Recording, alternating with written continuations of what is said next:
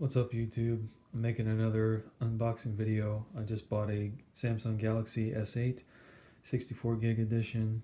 I'll do a quick unboxing of it and I'll compare it to my very cherished Axon ZTE Axon 7, also the 64 edition. I really like this phone. It's a cheap Chinese phone, if you will, but the thing is totally underrated. But deal came up on this. It was $100 off, and then $200 if you traded in basically any Android smartphone. So I got it like a $30 Droid charge off of Craigslist. I'm going to trade it in to get my $200 credit. But anyway, this thing just came in today. Let's see what's in it. Like I've said before in some of my other videos, I'm not even really sure why I do these because nobody really watches my unboxing videos. But probably Damien, who he may or may not stop watching after about 30 seconds or so. It's hard to say. Anyway, so here it is. And if I recall correctly, this is a 5.8-inch display, which normally I'm not a big fan of these huge phones. 5.5 inches is pretty much where I feel the size should be, but this is a little bit slimmer. Easier to hold, a little bit taller maybe, but not quite as wide.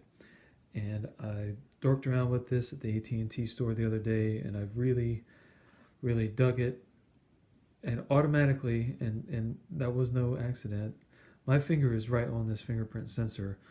And I've heard a lot of people complaining about it's too close to the camera, which it is, but I don't really care because I don't take a whole bunch of pictures. I mean, I do tend to take videos with my phone, and it's, I don't know, it's just easy to wipe the freaking camera off and take the video, but I don't know. People complain about a lot of stuff. Anyway, so we got the plastic on here. Take the plastic off, and actually, before we do that, let's see what else is in the box. I don't know if anything else is in the box. Oh, ooh. So we've got our charger. I have no idea what this is. A USB. USB-C to, what is that? USB A adapter, B adapter? I don't know what that is. That's USB adapter of some kind.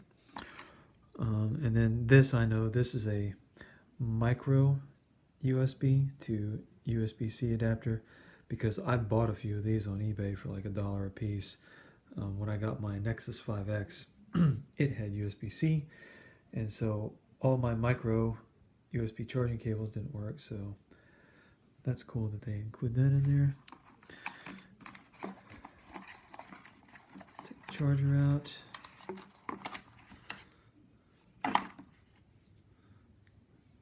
Okay. Hopefully there's a cable in here, and I really hope there's earphones in here. I actually don't have any idea. So obviously there's the charging cable. I got USB-C at one end and regular USB at the other end, but all right, thank you, Samsung. We've got earphones in here.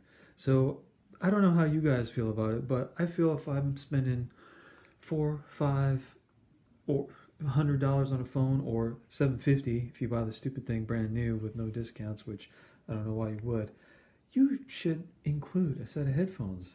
Goodness sakes. So I dig that Samsung did this, and I cannot actually wait to try these out. And the freak is that? And it looks like they've included some of the extra silicone pieces for your headphones in here, which is cool. And that looks like that's just about it. Inside the box, you've got the SIM card ejector pin, and I think there's probably some literature in here that no one ever reads. So let's fire this up. If it's got any charge on it, let's see what it says to us. Look at that.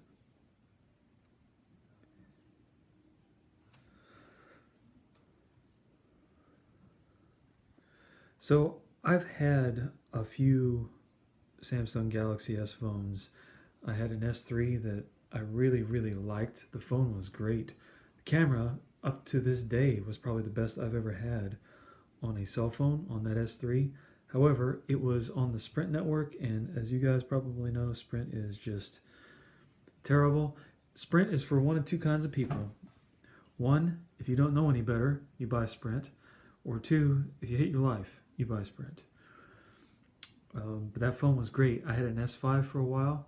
It was a really good phone, but if you guys remember the S5, it was plastic, a little flimsy.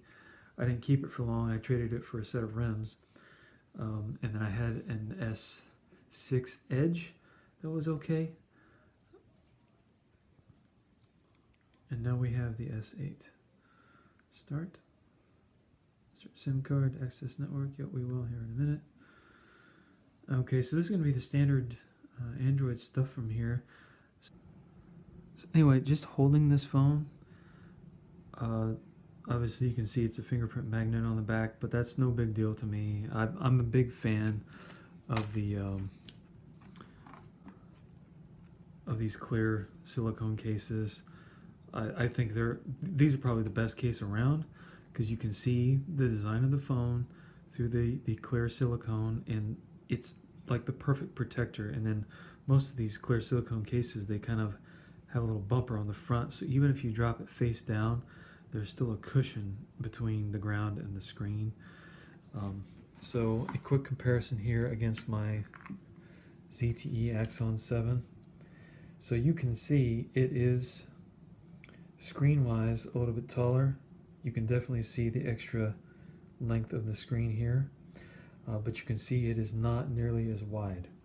So we're taller, but we're not as wide. It doesn't fit pretty good in your hand.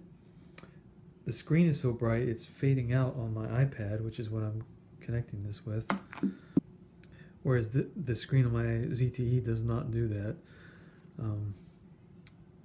And the ZTE is, like I said, is a fantastic phone. It's totally underrated. So I'm going to try the Sammy out for a few days, see how I like it, and go from there. Thanks for watching, Damien.